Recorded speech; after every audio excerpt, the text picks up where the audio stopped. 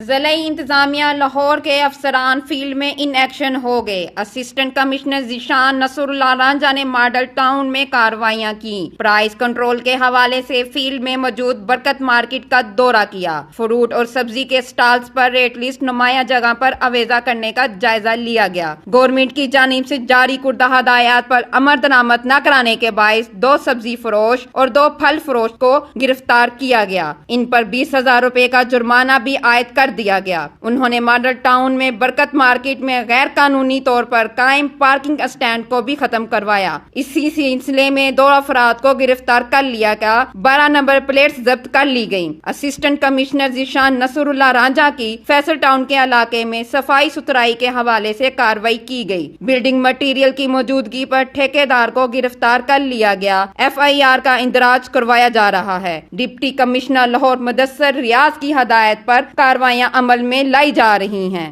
Camera مین خرم ایاز کے ساتھ کرن بشیر، لاہور 24 نیوز لاہور۔